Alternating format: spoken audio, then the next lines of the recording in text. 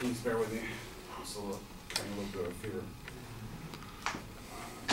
Good morning, ladies and gentlemen. My name is Samuel Sharif, and today I'm going to refute the burrito sandwich debate, the great debate between burrito and sandwich.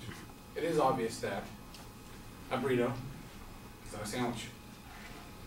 My esteemed colleague made numerous points, brought up several cases, including a Massachusetts case where a judge ruled between Panera and Qdoba regarding the merits whether a sandwich differs from a burrito. And he brought in the equal clause protection of the 14th Amendment. So I'm going to go one by one about refute the difference between his evidence, how it does not make logic to the extended case, and how that relates to the fact that he brought up that it should not be taxable based on the New York Code. When you break down what is the New York Code of taxation, that everything's taxable. So why is a burrito taxable with the rest of the hoagies and the sandwiches? Because the New York Tax Code, ST 835, it breaks up into two portions. One, what is non-taxable, which is any grocery item. So if I buy individual pieces of a sandwich or burrito, meat, lettuce, tomato, non-taxable. But if I buy it ready to go, where I can heat it or eat it cold, it is taxable. That's why the burrito falls into the category with the rest of the sandwiches. Not so much that it is actually equal to a sandwich in its physical form, but it's taxable. And that is why it falls with New York. And that's why also the equal protection clause that he brought as evidence does not give strong evidence to that. Because the equal protection clause specifically states, all persons born and naturalized in the United States had nothing to do with corporations or individual items. And second, the Massachusetts Code was civil. It was a case between two corporations with a civil suit. And it had to do more with the business owner or the anchor business not wanting to have competition. So that had nothing to do with the New York Tax Code. The equal protection of the 14th Amendment, again, does not apply to the New York Tax Code. And the fact that a burrito is not a sandwich doesn't even matter, because it's food. It's prepared, can be eaten cold or hot, and it could be taxable. That's the simple premises of the whole argument. Not whether a sandwich is a burrito, it has different layers. And I think most people would say that you could grab a sandwich and roll it in a circle, now it's in a burrito form. Now, when we brought in the other evidence, when we brought up the gay marriage, that too had nothing to do with it, because it brought up the equal protection clause. And the equal protection clause does not apply to corporations in civil matters.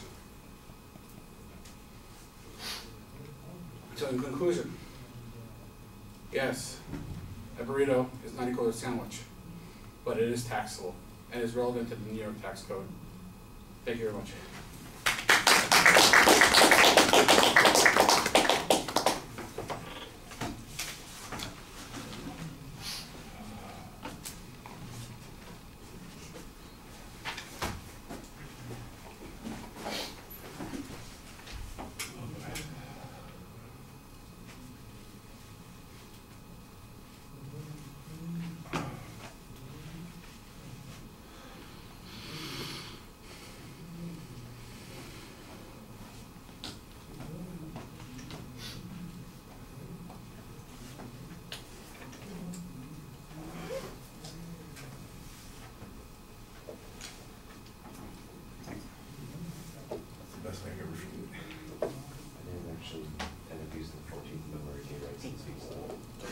Well, we had It's it on here. that outline that I didn't use, I think it gave you just back of Oh, that was what it was? Oh, okay.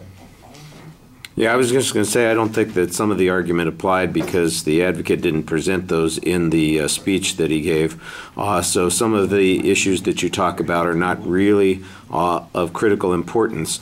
I do think you want to start off a little bit differently. If you begin by accepting the premise of the advocate's claim, I'm wondering why it is we're having a dispute anymore. If there's just you disagree as to what the criteria is, that's one thing. But if you accept the premise, we can stop arguing about that and we can argue about something else. We got a different proposition going on here. So you'd never want to, it would be like the defense attorney getting up and saying, well, yes, my client is guilty, but I've got a whole bunch of other things to say about that. That doesn't do you much good. So you want to make sure that you don't concede anything. I think you just want to make your argument. Here are the problems that I see with the argument. That's all you need to do.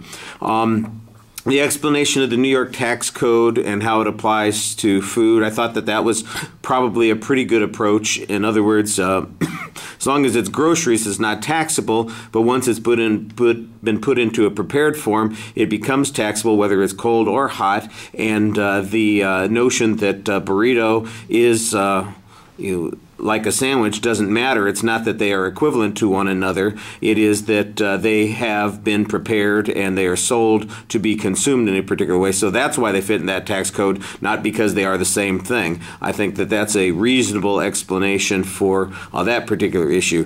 The Massachusetts code issue, the fact that it's a civil suit is interesting, but I'm not sure that it undermines the advocate's position that says that these things are not equivalent. In fact, the only thing that we've got there is the court decision that was made in that situation. So, you're kind of dancing around the issue, and then, like I said, the whole analogy to gay marriage and to the Equal Protection Clause doesn't end up getting used in the argument, so those things are sort of out of context.